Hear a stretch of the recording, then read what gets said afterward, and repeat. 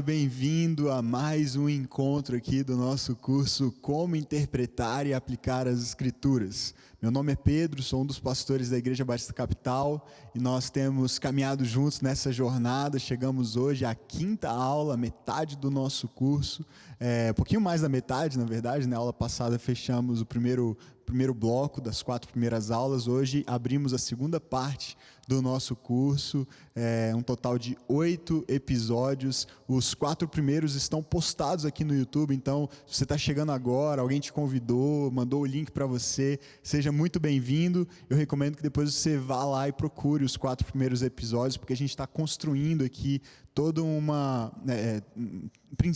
conjunto de princípios acerca de como nós podemos interpretar e então aplicar as Escrituras à nossa vida de uma maneira sábia, correta, fiel ao sentido e propósito originais de Deus, ao interpretar esses textos incríveis por meio de autores humanos e fazer com que isso fosse preservado até os nossos dias para nos abençoar. Então, encorajo você a assistir essas aulas e também compartilhar esse conteúdo. Deixe o seu like aqui no vídeo, manda o link para as pessoas que você conhece, que podem ser edificadas por esse curso. Faz o que você puder aí para promover isso, porque nós queremos que a palavra de Deus seja conhecida por mais e mais pessoas, porque por meio dela o próprio Deus se revela e revela os seus propósitos para a humanidade.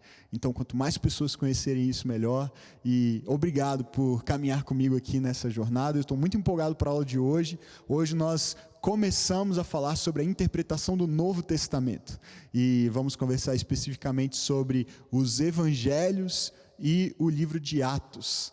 E depois, então, na aula que vem, nós vamos falar a respeito das cartas e também de Apocalipse. Então, você não pode perder o episódio da semana que vem aqui do Como Interpretar e Aplicar as Escrituras. Nós vamos falar então hoje sobre o Novo Testamento, sobre os Evangelhos e sobre Atos particularmente. Então essa é a quinta aula. Se você tiver alguma dúvida aqui no chat, você pode interagir, escrever suas perguntas, comentários, sugestões. Deixa um comentário no vídeo aqui também, é muito bom quando a gente recebe algum tipo de testemunho ou feedback do que essa aula te proporcionou, do que você aprendeu, mesmo de dúvidas, porque a gente vai fazer o possível para interagir com você, seja via chat, seja no IGTV. Todo sábado eu tenho postado lá um vídeo curto com reflexões acerca de perguntas que surgem a partir dessas aulas. Então, manda para a gente o seu comentário, a sua dúvida, para a gente poder tentar esclarecer, tá certo? Mas vamos falar do Novo Testamento. Quero começar com essa ideia que está no livro A Bíblia e os seus intérpretes. Eu vou deixar a descrição dele aqui vou deixar o título e o autor dele aqui na descrição desse vídeo. Mas ele diz o seguinte: o Novo Testamento está impregnado do Antigo e indissoluvelmente ligado a ele. Mas os autores do Novo Testamento fazem uma reinterpretação radical das Escrituras do Antigo Testamento à luz dos eventos histórico-redentivos relacionados com a encarnação, vida, morte e ressurreição de Cristo e o surgimento da igreja cristã. Sei que é uma citação um pouco longa e talvez com alguns termos que não são tão claros numa primeira leitura, mas basicamente o que está sendo dito aqui é o seguinte: que o Novo Testamento é construído por seus autores, por seus autores humanos, inspirados pelo Espírito, claro, assim como os autores do Antigo Testamento, mas esses autores do Novo Testamento construíram seus ensinamentos, as suas histórias, tudo o que eles compuseram em termos de produção literária, fizeram isso a partir da tradição da Bíblia hebraica, do Antigo Testamento, numa espécie de continuação de uma construção. É como se o Antigo Testamento tivesse lançado os alicerces da construção de um edifício, de uma casa, e então os autores do Novo Testamento vão adicionando os tijolos e subindo as paredes e fazendo com que essa obra fique completa. Mas, ao mesmo tempo em que há uma continuidade entre Antigo e Novo Testamentos, há também um elemento de descontinuidade.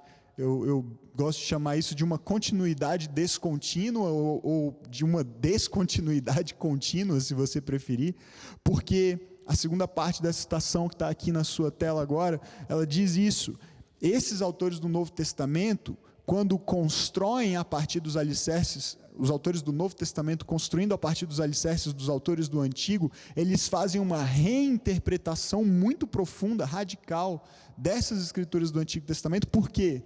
Porque eles estão agora olhando para os fatos, para os eventos, para os ensinos, para a lei, para as profecias do Antigo Testamento, com a perspectiva da vinda do Messias, a respeito do qual todo o Antigo Testamento tratava.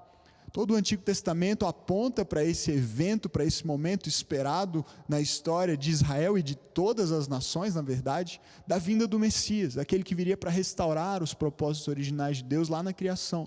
E então, quando Jesus vem, e os apóstolos vão escrever a respeito dele, do que ele fez, de como ele viveu, e de como a igreja surgiu a partir dali, eles olham para as escrituras do Antigo Testamento e trazem essa reinterpretação à luz da vida, da obra, do ministério, e especialmente da morte e ressurreição de Cristo Jesus.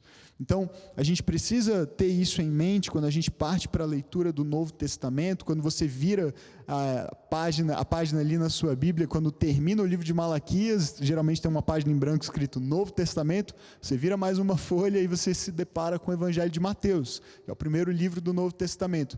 Parece que você está entrando num novo universo. E de certa forma é verdade, porque na sua Bíblia pode ser só uma página de diferença ou duas, mas em termos de história e de cronologia, nós estamos falando de um período de mais ou menos 400 anos de intervalo, conhecido como período interbíblico ou intertestamentário.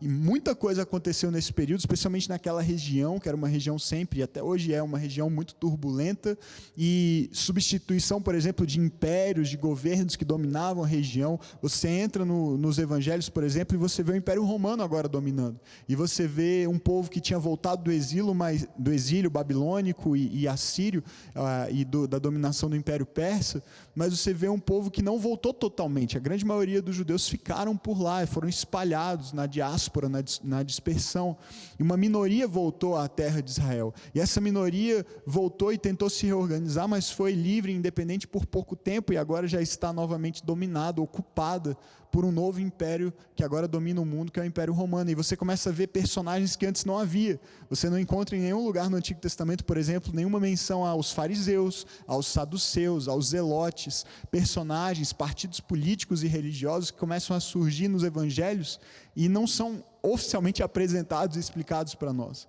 Daí a importância da gente valorizar o que a gente tem falado em praticamente todas as aulas aqui, o estudo do contexto, fazer uma boa exegese, uma boa hermenêutica para a gente poder entender que universo é esse de cada passagem, de cada livro da Bíblia, e nessa transição do Antigo para o Novo Testamento, isso é essencial mais uma vez. Mas falando então especificamente das convicções que estão na mente dos autores do Novo Testamento ao escreverem suas obras literárias, seus evangelhos, por exemplo, ou mesmo as cartas, o que eles creem, no que eles acreditam. Primeiro, Cristo é a chave das Escrituras. Eles têm essa convicção de uma maneira muito forte. Eles sabem que em Jesus, aquilo que eles viveram com Jesus, para aqueles que andaram com ele, que foram contemporâneos dele, aqueles 12 apóstolos e mais alguns dos seus discípulos, dos seus irmãos, por exemplo, Tiago, irmão de Jesus, escreveu uma carta no Novo Testamento, carta de Tiago. Mas mesmo os outros que vieram depois, como Paulo, que veio um pouquinho depois, ainda conviveu com os apóstolos, mas não teve aquele contato direto com Jesus durante o seu tempo de vida aqui na terra, embora ele tenha sim tido um contato pessoal com Jesus, porque o próprio Jesus apareceu para ele na estrada para Damasco. Mas todos eles têm essa compreensão de que em Cristo nós encontramos essa chave hermenêutica, aquele que destrava realmente o significado de toda a Escritura. Isso fica claro, por exemplo, em passagens como 2 Coríntios 3, aliás, de 13 a 17, quando Paulo diz: assim, quando um judeu se converte a Jesus como Senhor, o véu é retirado pelo Espírito, e agora ele tem liberdade para ver de fato o Messias, ver Jesus ali. Não estou lendo diretamente, estou parafraseando o que o texto diz, mas o texto vem falando a respeito dos judeus, usa o exemplo de Moisés no Antigo Testamento, que precisava usar um véu por causa do resplendor da glória de Deus brilhando na sua face. Então, quando ele falava com as pessoas, com o povo, ele usava um véu. E Paulo faz uma analogia desse episódio no Antigo Testamento para dizer que agora, quando um judeu se converte a Jesus, esse véu é retirado, porque é como se houvesse um véu cobrindo seus olhos, impedindo que ele entendesse a verdade a respeito de Jesus como o Messias. Então, quando o Espírito opera a conversão do seu coração, é como se esse véu fosse removido, ele pudesse ver Jesus e então ser transformado com glória cada vez maior por essa imagem, a imagem de Cristo. Então, todos os autores do Novo Testamento têm essa consciência de que em Jesus é encontrada essa chave hermenêutica, a chave de interpretação de toda a Bíblia. Outra convicção que eles têm é de que eles estão vivendo os últimos dias. E isso nos inclui, nós estamos vivendo também os últimos dias. Desde a vinda de Jesus, o fim dos tempos, essa era de consumação dos séculos é inaugurada. Então, eles têm essa consciência e por isso eles falam a respeito da expectativa pelo retorno de Jesus, que pode acontecer a qualquer momento, e eles nos ensinam a viver nesse mundo, nesse contexto de fim, de aproximação da consumação dos séculos, do retorno de Jesus para reinar definitivamente com a sua igreja sobre terra e céus. Então, a gente tem essa percepção na leitura do Novo Testamento, e isso fica claro, que em Cristo as promessas do Antigo Testamento se cumpriram, ou estão se cumprindo, ou prestes a se cumprir, e que a época futura de paz, de prosperidade e de fim da dor e do sofrimento e da opressão já raiou, mas ainda não completamente. A gente vai falar disso mais tarde, nessa mesma aula. Outra coisa que fica muito clara na leitura do Novo Testamento é que os autores percebem que as narrativas, as histórias do Antigo Testamento, não necessariamente todas elas, mas boa parte, são tipos. É o que a gente chama do estudo da tipologia, o estudo dos tipos, dos símbolos. São tipologias acerca do próprio Jesus. Então, quando a gente olha para certos eventos, para certos personagens, para algumas até das instituições do Antigo Testamento, a gente percebe isso, que embora elas fossem reais, elas eram uma espécie de uma sombra que apontava para uma realidade superior, e essa realidade superior é encontrada em Jesus. Por exemplo, Jesus é apresentado como o verdadeiro tabernáculo, ele é apresentado no Novo Testamento também como o verdadeiro sacrifício, como o verdadeiro e perfeito sacerdote, profeta, rei, não só de Israel, mas de todas as nações. Então, quando a gente olha para essas instituições e figuras no Antigo Testamento, a gente percebe que em Cristo o seu propósito original é cumprido, e por isso nós não precisamos mais ir a um templo para nos encontrarmos com Deus, porque a presença de Deus em Cristo e por meio do Espírito habita em nós. Nós agora somos esse templo por causa do que Jesus fez, nós percebemos que não precisamos mais matar animais e fazer sacrifício para receber perdão dos pecados, porque Cristo se fez oferta e sacrifício pelos nossos pecados, e nós então agora nele já recebemos o perdão.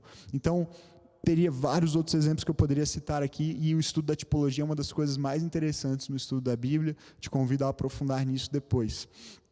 Outra convicção que eles têm é de que a interpretação é um dom apostólico. Não significa que nós não tenhamos, por não sermos apóstolos, a capacidade de interpretar corretamente a Bíblia, mas os autores do Novo Testamento, especialmente os apóstolos, eles têm a consciência de que a eles foi dada a capacidade de olhar para os fatos, para os eventos, para os acontecimentos do Antigo Testamento e fazendo passando isso por esse filtro, por essa lente que eu mencionei anteriormente, que é Jesus e o que ele fez e quem ele é, trazer então esse significado novo, à luz da nova aliança, para nós, quando eles escrevem, especialmente para os destinatários originais dos seus escritos. Então eles são levados pelo Espírito Santo a descobrir o verdadeiro sentido daqueles antigos textos sagrados. E a gente vê o exemplo mais claro disso no Novo Testamento é Paulo, o quanto ele se dedica a traduzir, de certa maneira, as passagens do Antigo Testamento, a lei do Antigo Testamento, eventos do Antigo Testamento, para essa nova realidade pós-Cristo, pós-vinda de Cristo, né? Outra convicção interessante que eles têm é de que o Espírito Santo é o mestre e é aquele que nos guia ao verdadeiro sentido das Escrituras. Então, foi uma promessa que Jesus fez lá em João 15, ele disse: eu enviarei o meu Espírito, enviarei outro encorajador, outro consolador, e ele conduzirá vocês a toda a verdade, ele ensinará vocês toda a verdade a respeito de mim mesmo. Então, o Espírito nos ensina acerca de Jesus e ele nos ilumina, né, a mente. Nós já falamos sobre isso, inspiração e iluminação, a diferença entre esses termos, mas o Espírito ilumina a nossa mente para que a gente possa compreender aquilo que ele inspirou os apóstolos a escreverem e os autores do Novo Testamento a escreverem ali, ok? E também a revelação dos mistérios. Os apóstolos têm a consciência de que mistérios que estavam presentes no Antigo Testamento, aguardando, de certa maneira, a plenitude dos tempos, como Paulo diz em Gálatas, quando Jesus viesse.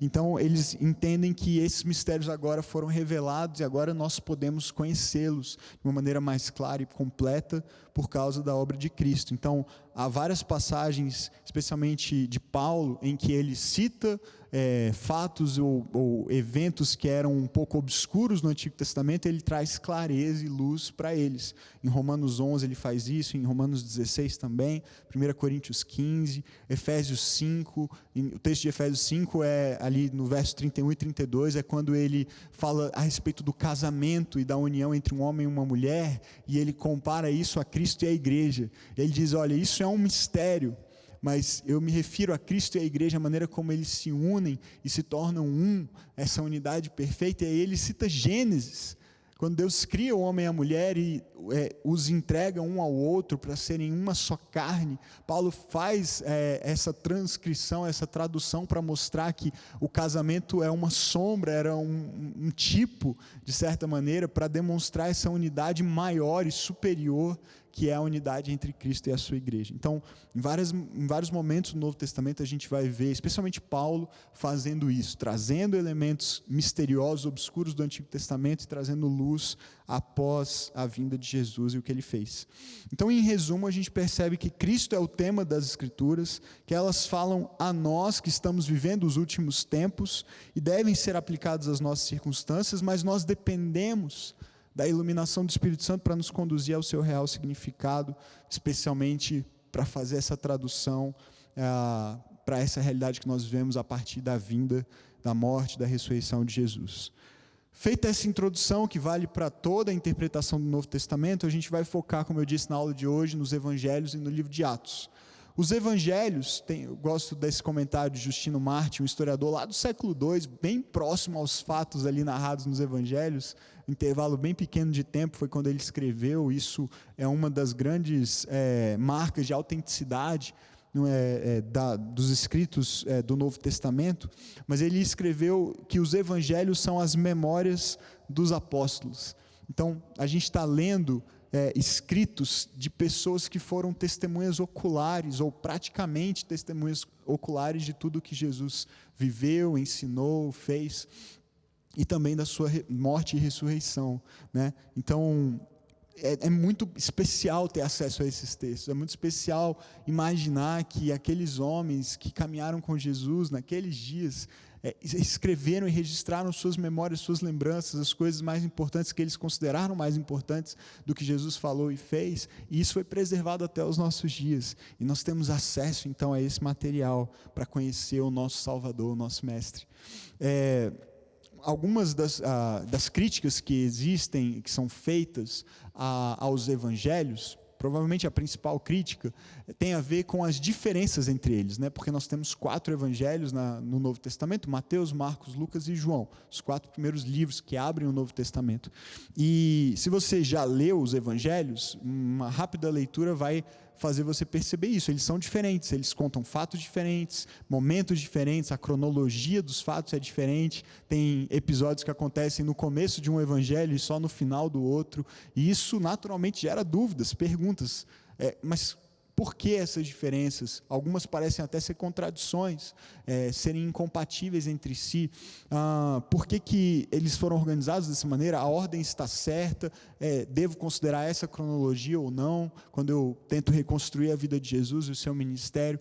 Essas dúvidas são naturais e fazem com que muitas pessoas questionem a autenticidade, a veracidade, a confiabilidade dos evangelhos.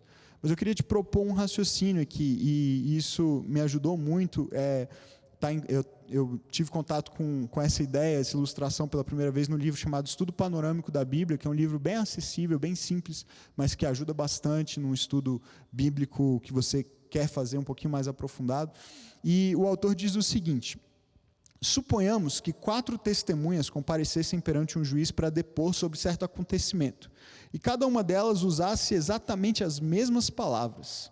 O juiz provavelmente concluiria que, não que o testemunho delas era de valor excepcional, mas que a única coisa certa, sem sombra de dúvidas, é que haviam concordado em contar a mesma história. Então, seria uma espécie de conluio ali entre elas, né? Todavia, se cada uma tivesse contado o que tivesse visto e como tinha visto, aí então a prova seria digna de crédito. Quando lemos os 4 evangelhos, não é exatamente isso que acontece? Os 4 evangelistas contaram a mesma história, cada um a seu modo. Essa ilustração me ajudou muito a apaziguar, digamos assim, a pacificar meu coração em relação a isso, porque, de fato, imagina só, são 4 pessoas diferentes que viveram experiências diferentes, que viram os fatos de pontos de vista diferentes. Cada um deles narrou o que viu, o que viveu, o que experimentou, o que sentiu, a partir do seu ponto de vista, da sua perspectiva. Então é natural que haja pequenas diferenças entre eles, né? E cada um também selecionou um material, a gente vai falar disso já já, de acordo com a sua intenção e o seu propósito ao escrever o seu evangelho. Então, na verdade, as diferenças entre os evangelhos não enfraquecem, ao contrário, fortalecem a sua autenticidade e a sua credibilidade, porque é exatamente isso. Se 4 testemunhas de um mesmo fato contam exatamente a mesma história, sendo que elas presenciaram de maneira diferente, viram de maneira diferente aquele fato, você logo suspeitaria, e isso enfraqueceria o testemunho, não o contrário. Então, vale essa reflexão aí para a gente quando a gente se depara com essas diferenças. A palavra evangelho literalmente significa boas novas, boas notícias, é uma soma de 2 palavras gregas que significam isso, e seus autores são chamados de evangelistas, porque eles são os portadores das boas novas. Eles são categorizados, em geral, como os 3 primeiros, como evangelhos sinóticos, Mateus, Marcos e Lucas, porque eles, de alguma maneira, narram fatos sob uma mesma ótica ou perspectiva, embora cada um, como a gente viu, tenha a sua própria particularidade, ou seu ângulo, ou o seu ponto de vista pessoal, mas são narrativas mais parecidas entre si, especialmente quando comparadas ao 4º evangelho, que é o evangelho de João.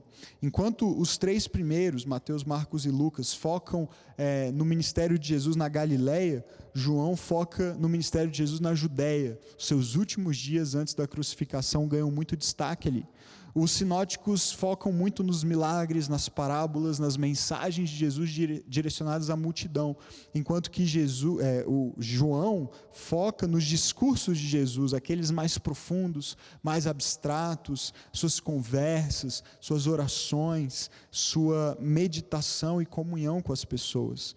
Então, há várias teorias, a gente não tem tempo de aprofundar nisso aqui, sobre qual evangelho veio primeiro, se os evangelistas tiveram acesso a esse material quando escreveram os seus evangelhos, né? Se tiveram acesso àqueles já escritos previamente. Então, hoje a teoria mais aceita é de que Marcos foi o primeiro a ser escrito, e provavelmente Mateus e Lucas tiveram acesso ao seu escrito e usaram boa parte do seu material, mas adicionaram outras coisas, removeram outras, enquanto que João foi escrito depois, provavelmente o último a ser escrito, e sem um contato, sem uma influência desses materiais dos outros evangelistas. É uma das teorias, a gente não tem como ter certeza absoluta disso, mas há vários estudos interessantes nesse sentido, tá certo? Agora, o que a gente deve levar em consideração, então, na interpretação desses textos, desses evangelhos? Primeiro, o contexto histórico de Jesus. Tanto um contexto geral, de como ele viveu, de onde ele estava, ou do que ele estava fazendo durante a sua vida, o seu ministério, mas também um contexto específico, naquela passagem, naquele episódio, ou naquele milagre, ou naquele sermão, onde Jesus estava, para quem ele está falando, a quem ele está se dirigindo, por que ele está falando aquilo, de que maneira ele está se comportando. Então, tentar investigar o contexto específico de cada história, ou de cada parábola, de cada ensinamento. Mesmo que a gente não consiga responder com absoluta certeza, esses elementos vão nos ajudar muito a interpretar corretamente. Então, quando a gente vê Jesus falando, por exemplo, com os fariseus, e compara com a maneira como ele falava com a multidão, ou com uma pessoa que era considerada pecadora, ou excluída da sociedade, a gente vê uma diferença absurda de tom, né? A maneira de Jesus tratar com um pecador, com alguém que era maltratado, excluído e oprimido por conta da sua condição de vida, é muito, em geral, muito mais graciosa e mansa e amorosa do que quando ele trata, por exemplo, com os fariseus e os líderes religiosos, quando ele costuma ser mais duro, mais enfático. Ele vai para um confronto para repreendê-los por conta da dureza do coração deles. Então, fazer essa distinção entre audiências, propósitos, na vida, nas falas de Jesus, é muito importante. Outra coisa é também conhecer o contexto histórico do evangelista, do autor do evangelho. Então, saber, por exemplo, quem era Mateus e por que ele escreveu o seu evangelho da maneira como ele escreveu. Quem era Marcos? Marcos, por exemplo, não era um dos 12, ele não teve esse contato pessoal, não foi testemunho ocular da vida e do ministério de Jesus. Mas dizem os historiadores que Marcos, que era um auxiliar, um companheiro de ministério de Pedro por um tempo, João Marcos, ele provavelmente escreveu as memórias de Pedro. Então é como se a gente estivesse lendo um evangelho segundo Pedro, mas escrito, registrado por Marcos. Então, saber essas distinções. Quem era Lucas? Lucas também não era um dos 12, foi companheiro de ministério por muito tempo de Paulo, era um historiador, era um médico, ele é mais detalhista, ele é mais analítico, ele fez uma investigação profunda, ele mesmo diz isso, para registrar os acontecimentos. O livro de Atos é uma continuação do livro de Lucas, como a gente vai ver já já. Então, assim, perceber essas distinções ajuda muito na interpretação. E, por fim, o contexto literário, onde aquela passagem específica que eu estou estudando se encaixa na história como um todo daquela obra, ou daquele evangelho, nesse caso. Tá? Falando a respeito do propósito, da intenção de cada um dos evangelhos, esse quadro eu creio que pode nos ajudar. Aqui a gente vê os 4 evangelhos e como Jesus é apresentado em cada um deles. Mateus foca em apresentar Jesus como rei. O propósito dele é escrever para os judeus, mostrando que Jesus é o filho de Davi, aquele que viria da linhagem real e cumpriria a promessa de Deus de que sempre haveria um descendente de Davi, da tribo de Judá, no trono de Israel.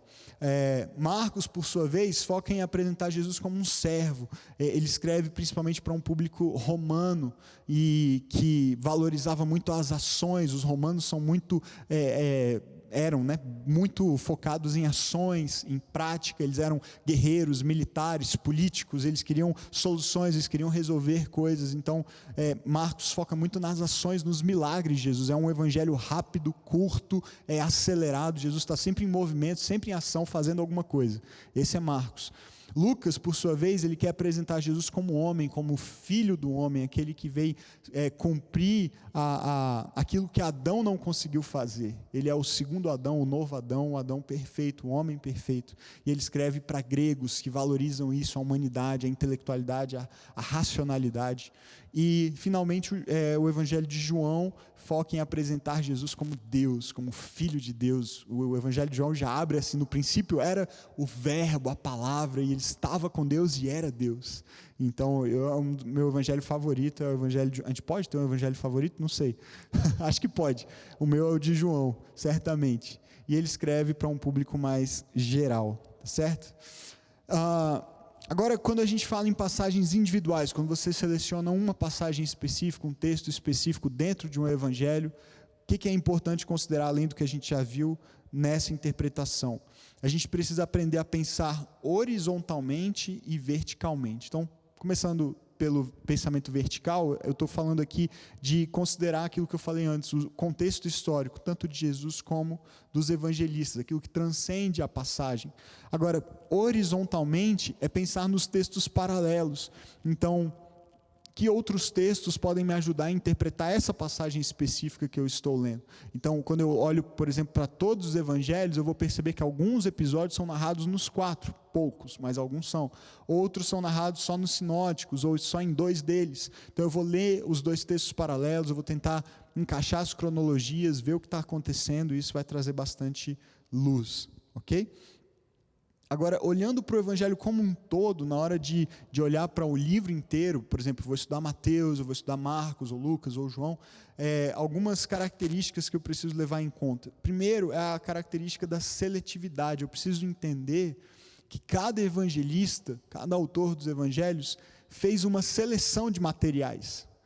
E ele deixou de fora muita coisa a respeito da vida e da obra de Jesus, para incluir outras coisas, e essas coisas que eles resolveram incluir, que cada um deles resolveu incluir, ele incluiu por um propósito específico, tinha a ver com o seu propósito ao escrever o seu evangelho. Então, João, por exemplo, diz isso literalmente, ele assume isso, ele diz isso. Em João, no capítulo 20, versos 30 e 31, olha o que ele diz, já caminhando bem para o finalzinho do seu evangelho. Jesus realizou na presença dos seus discípulos muitos outros sinais milagrosos, que não estão registrados neste livro. Então ele assume, olha, eu não registrei tudo, mas estes foram escritos para que vocês creiam que Jesus é o Cristo, o Filho de Deus, e crendo, tenham vida em seu nome. Amém. Esse é o propósito do Evangelho de João. Ele diz, olha, eu escrevi por uma razão. Eu não estava preocupado em escrever uma biografia completa de Jesus, em narrar absolutamente tudo que ele fez. Aliás, ele termina o seu evangelho dizendo, Jesus fez muitas outras coisas, capítulo 21, verso 25, e se cada uma delas fosse escrita, penso que nem mesmo no mundo inteiro haveria espaço suficiente para todos os livros que seriam escritos. Obviamente ele está usando aqui de uma hipérbole, de um exagero, uma figura de linguagem, mas o que ele quer dizer é, olha, Jesus fez muitas outras coisas, e eu não tive tempo, e eu nem tinha a intenção de registrar todas elas, porque o que eu quero com o meu evangelho, o meu objetivo, o único objetivo, é que vocês creiam que ele é o Filho de Deus, e crendo, tenham vida em seu nome. Então João organizou o material, ele selecionou um material específico para essa finalidade. E quando a gente lê o Evangelho de João, a gente percebe esse ritmo e esses padrões. Vale a pena estudar a fundo o Evangelho de João, é riquíssimo, tanto em conteúdo como na estrutura literária. E ele fez isso para mostrar para mim e para você que Jesus realmente é o Filho de Deus. Outra característica é a harmonia. Então tem a ver com isso. Todas essas 3 estão conectadas. A harmonia entre o conteúdo e o propósito. Então ele selecionou um conteúdo, depois ele organizou o conteúdo de maneira a cumprir, a atender o propósito para o qual ele se propôs a escrever, tá certo? E por fim a adaptação entre a inspiração do Espírito e a autoria ou as características do autor humano. Então você percebe que há sim uma condução do Espírito em tudo, inspirando esses autores, mas sem excluir as suas características pessoais. É por isso que cada um dos evangelhos é tão diferente um do outro, tá certo? Nas suas características. Agora falando do conteúdo dos evangelhos, a gente percebe que os evangelhos têm várias coisas, vários conteúdos dentro deles. A gente tem, por exemplo, ensinos e imperativos. A gente vê Jesus em alguns momentos ensinando, seja os discípulos, seja a multidão. Em alguns momentos esse ensino se dá em forma de imperativo, façam tais coisas, não façam tais coisas. Então a gente precisa entender que em Cristo nós temos a inauguração do tempo da graça, da nova aliança, que é diferente da aliança da lei no Antigo Testamento. Então quando Jesus dá um imperativo, um mandamento, ele não funciona da mesma maneira como uma lei, por exemplo ali no Pentateuco, as leis de Moisés, o funcionamento é distinto. Os imperativos de Jesus, e isso está no livro Entendes o que Lês, que é a literatura básica recomendada aqui para o nosso curso. Os imperativos de Jesus são descrições em formas de imperativos, daquilo que a vida cristã deve ser por Deus ter nos aceitado anteriormente. O que eu quero dizer com isso? Não são ordens dizendo, faça isso e então Deus te aceitará. E então você será amado por Deus, aceito por Deus, salvo por Deus. Jesus descreve como alguém que foi alcançado pela graça deve viver, na capacitação que a própria graça nos dá. Então é uma resposta em gratidão e amor àquilo que Deus já fez por amor a nós primeiro, tá certo? E é assim que a gente deve ver e ler os imperativos de Jesus.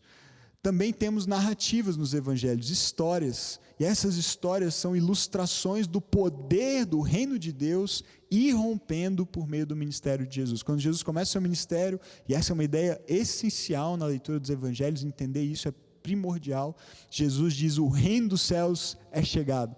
E então a gente começa a ver Jesus fazendo milagres, Jesus ensinando, descrevendo como a vida deve ser. E quando essas histórias acontecem, elas acontecem para ilustrar para nós o que acontece quando o reino de Deus chega no poder do Espírito, pela presença de Jesus, a um lugar, ok?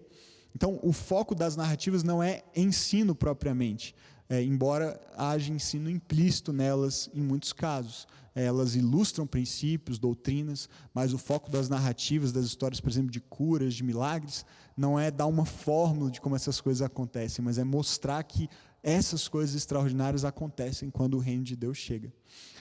Também temos parábolas. As parábolas têm como objetivo provocar o ouvinte a dar uma resposta, a reagir àquilo que ele está ouvindo, a se posicionar de uma maneira nova ou diferente. Elas têm como assunto central o reino de Deus. O reino é o tema principal das parábolas, é por isso que a grande maioria delas começa dizendo: o reino de Deus é semelhante a um grão de mostarda, ou enfim, tantas outras coisas, tantas outras comparações que são feitas por meio das parábolas. E temos vários tipos de parábolas nos evangelhos, aquelas chamadas de verdadeiras, e isso não quer dizer que as outras sejam falsas, ou que essas sejam histórias verídicas, que realmente aconteceram. Todas as parábolas são histórias inventadas, que têm relação com a realidade, que têm um dado de realidade nelas, mas não são histórias que necessariamente aconteceram daquela forma. São histórias inventadas, contadas a partir da observação da realidade. Mas quando eu digo parábolas verdadeiras, quero dizer parábolas completas, histórias com começo, enredo e um fim. Então, exemplos são bom samaritano, o filho pródigo, a ovelha perdida. E aí cada elemento dessa parábola, dos personagens principais pelo menos, significa algo diferente, porque é uma simbologia utilizada. Há também as parábolas conhecidas como similitudes, são ilustrações mais simples, tiradas da vida cotidiana. Então, a comparação com o fermento que leveda toda a massa, ou a que eu já citei do grão de mostarda, são frases praticamente curtas, não grandes histórias completas, que trazem essas comparações. Temos também as metáforas ou ditos parabólicos, quando Jesus, por exemplo, diz: vocês são o sal da terra. Isso é um dito parabólico, ou seja, é uma metáfora da realidade. Nós não somos sal, mas nós cumprimos na nossa vida cristã, como discípulos de Jesus no mundo, um papel semelhante ao que o sal cumpre em relação à comida. Alguns aspectos importantes sobre as parábolas. A gente precisa identificar pontos de referência. Então, pontos de referência são elementos que trazem o ouvinte para dentro da história. Não tem o objetivo propriamente de comunicar a lição, o ensino da parábola, mas eles querem ajudar o ouvinte a responder à parábola, então eles inserem o ouvinte naquela história que Jesus está contando. Então, por exemplo, a parábola do bom samaritano, ela nos dá vários detalhes da estrada onde o homem que foi assaltado estava, por onde o sacerdote e o levita passaram, da hospedaria para onde aquele homem foi levado pelo samaritano que o assistiu.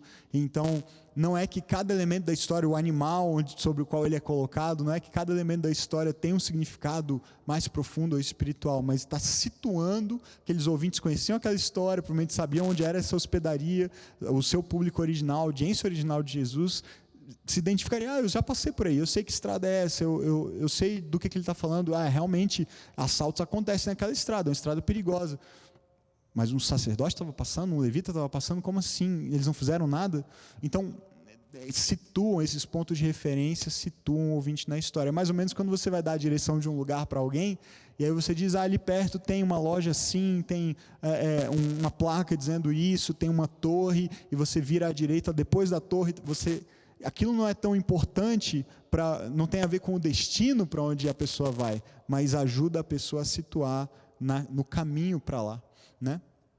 É importante também identificar o público-alvo. Às vezes Jesus conta parábolas para líderes religiosos, por exemplo, e eles se veem na história e ficam muito chateados e ofendidos com Jesus. Outras vezes para as multidões. Identificar o público-alvo é importante e, sobretudo, perceber que o tema central é o reino de Deus. Então, para a gente terminar a nossa conversa sobre os evangelhos e aí partir para a parte final da nossa aula sobre o evangelho, aliás, sobre o livro de Atos, mas uma última observação sobre os evangelhos é que Jesus vem para inaugurar, como eu já falei, essa era do fim dos tempos, e isso significa que ele vem para inaugurar o seu reino aqui na terra. Um dia ele vai voltar para que esse reino seja estabelecido, completamente, definitivamente, mas nós já estamos vivendo, em certa medida, a realidade do reino de Deus aqui na terra. Agora, é importante perceber que nós, ao mesmo tempo, já estamos vivendo isso, mas ainda não estamos vivendo isso completamente. Então eu quero mostrar para vocês duas imagens que vão ajudar a esclarecer do que eu estou falando, porque entender essa realidade do reino de Deus é essencial para a leitura dos evangelhos. Fiz esses desenhos para ajudar a esclarecer isso. Então, o judeu, a esperança judaica a respeito do fim dos tempos, como o judeu esperava essa nova era em que Deus viria estabelecer paz, prosperidade, justiça, era diferente da maneira como, a partir de Jesus, os cristãos passam a enxergar isso e ter essa mesma esperança escatológica. Então, olha como o judeu enxergava isso. Eram duas eras, certo? Esta era e a era do porvir, uma separação muito clara entre elas, uma linha separando. Esta era, tempo governado, um tempo sob o domínio, o governo de Satanás, onde predominam pecado, enfermidade, possessão demoníaca, triunfo dos maus e outras características tão negativas. A era do porvir, esperada, aguardada, e o judeu tinha a certeza de que quando o Messias viesse, ele então estabeleceria isso definitivamente de uma vez por todas, por isso há uma separação entre esta era e a próxima, seria o tempo do domínio de Deus, quando a presença do Espírito estaria aqui plenamente, haveria justiça, paz e saúde.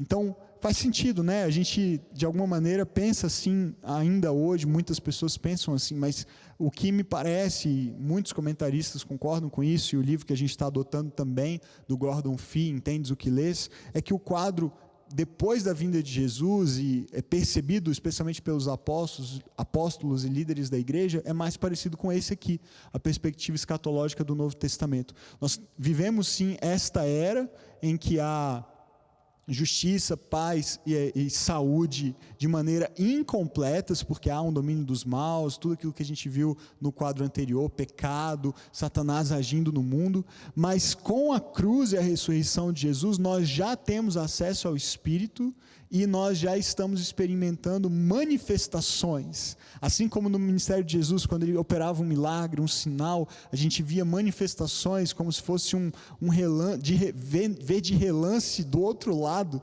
na nova era, a era do reino pleno de Deus, saúde se estabelecendo, vida se estabelecendo, ressurreição se estabelecendo.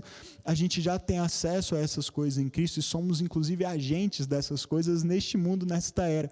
E esta era já iniciada, ela está caminhando para a sua consumação, quando de fato, aí sim, numa nova era por vir, essas coisas estarão presentes, mas de modo definitivo. A justiça será completa, a paz será plena, a saúde será completa, não haverá mais enfermidade e morte. Isso vai acontecer na segunda vinda de Jesus. Ainda não vivemos essa realidade completa que nunca terá fim, e o Espírito que já habita em nós e ao qual nós já temos acesso, ele será dado em plenitude, no sentido de que ele estará dominando por completo a nossa vida, nossas paixões, nossos desejos. Nós seremos livres, inclusive, da presença do mal e do pecado. Então, é como se essas duas eras hoje estivessem sobrepostas, percebe? Uma está se esvaindo, desvanecendo, enquanto a outra triunfantemente vai caminhando para se consolidar, o tempo do reino absoluto, completo de Cristo sobre tudo e sobre todos, e a gente não pode aguardar mais, a gente não consegue não ansiar, não aguardar, não desejar esse dia, o dia em que Jesus vai voltar, amém? Então, isso é importante, fica a dica aí para você refletir um pouquinho mais sobre isso no futuro, para melhor compreensão dos evangelhos e de todo o Novo Testamento. Rapidamente, para caminharmos para o final da nossa aula, vamos falar um pouquinho sobre o livro de Atos. O livro de Atos foi escrito por Lucas, que era um médico, um historiador e gentil, não era um judeu, e ele é escrito como uma continuação do Evangelho de Lucas. O texto, aliás, começa assim, Atos no capítulo 1, verso 1. Em meu livro anterior, Teófilo, escrevi a respeito de tudo que Jesus começou a fazer e a ensinar, até o dia em que ele foi elevado aos céus. Então, essa é uma referência clara ao Evangelho de Lucas. E Lucas escreve para essa pessoa chamada Teófilo, que a gente não sabe muito bem quem era, mas provavelmente era um patrono, alguém com uma boa condição financeira, que contratou Lucas para fazer uma investigação, uma pesquisa, porque ele provavelmente se convertera a Jesus e queria saber mais, queria ser ensinado nos caminhos de Jesus. Então ele pede a Lucas para investigar e escrever tudo, para que ele pudesse ser instruído nesse caminho, o caminho de Cristo, né?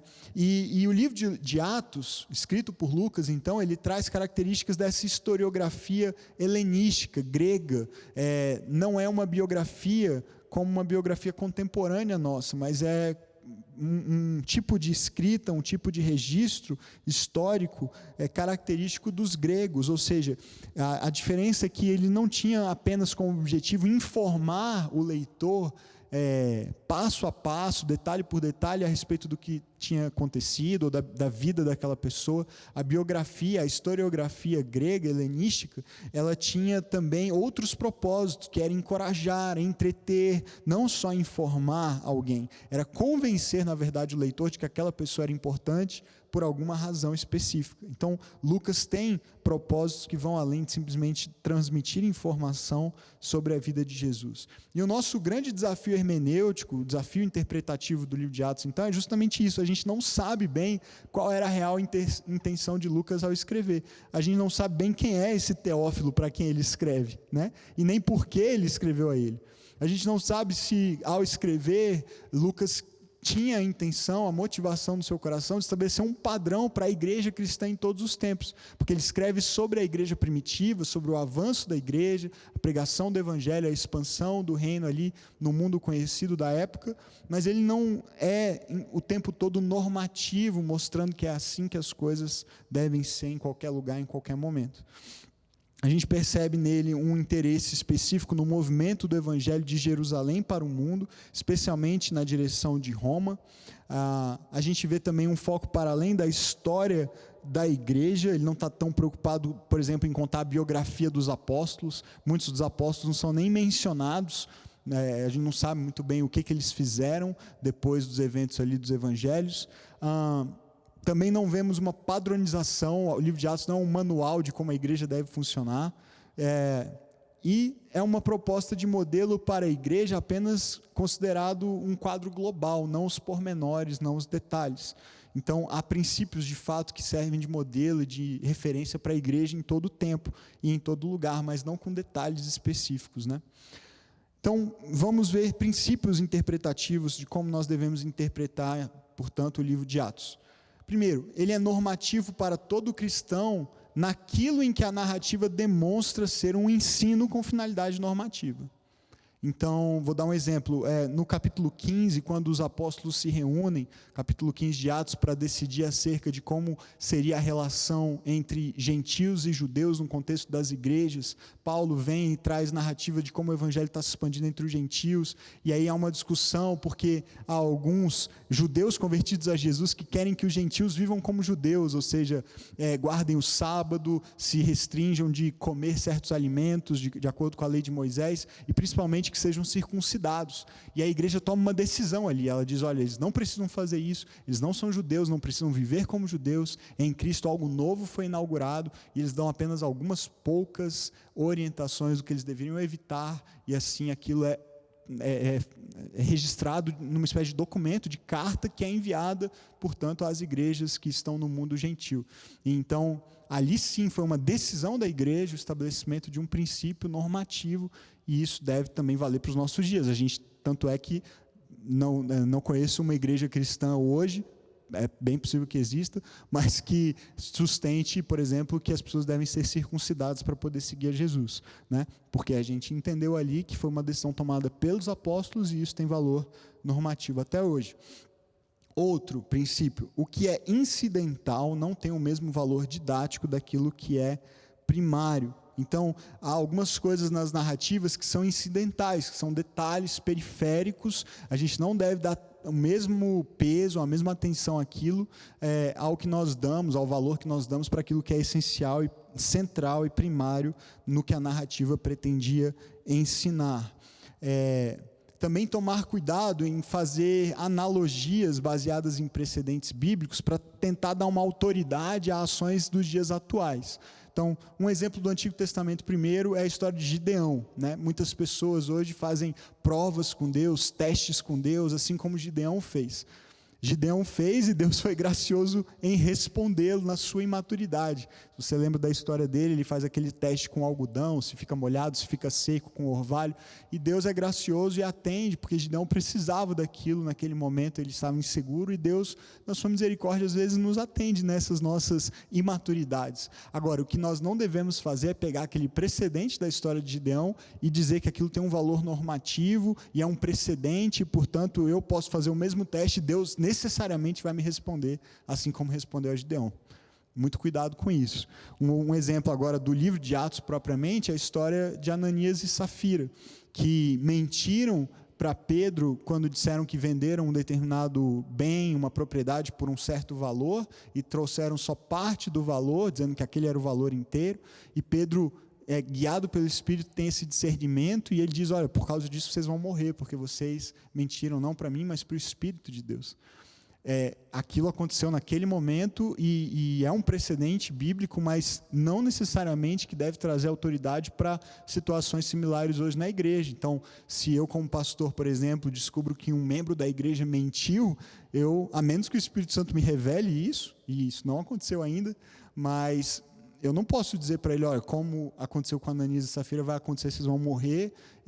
Percebe o perigo disso, da gente pegar um precedente, um fato que aconteceu e dizer que agora ele vai acontecer sempre? Essa extrapolação deve ser evitada. Dei um exemplo bem radical aqui, mas só para ficar claro, ok? Então, alguns precedentes podem se tornar padrões repetíveis na prática da igreja, mas não necessariamente serão. Então, a gente precisa entender em que contextos aquilo era culturalmente condicionado, em que contexto aquilo era uma prática geral para a igreja toda. Então, há muitas discussões no Novo Testamento, no livro de Atos, por exemplo, sobre dom de línguas, batismo no Espírito, o que isso significa, se o batismo com água vem primeiro e o batismo no Espírito é outra coisa e vem depois, e isso é um assunto que tem dividido igrejas ao longo da história. Então, a gente tem que ter cuidado para perceber que Lucas não está fazendo escrevendo um manual de como a igreja deve funcionar, como os cristãos devem viver, mas ele está narrando o que aconteceu, encorajando a igreja, mostrando como a igreja avançou, como o Espírito agiu, e nós devemos buscar essa mesma liderança e condução do Espírito para a nossa vida individual, para a nossa vida comunitária, como igreja de Jesus hoje, que tem também esse objetivo de levar o Evangelho aos 4 cantos da terra. Tá bom? Espero que essa aula tenha te abençoado, tenha te ajudado a entender um pouquinho melhor os evangelhos, Atos. A gente correu um pouquinho no final, porque é muito conteúdo, muita informação, mas aprofunde-se nos seus estudos, leia o livro recomendado, mande suas dúvidas para a gente esclarecer, e semana que vem estaremos juntos de novo para falar sobre as cartas e sobre Apocalipse. Eu tenho certeza que vai ser um episódio muito legal. Deus abençoe a sua vida e a sua semana.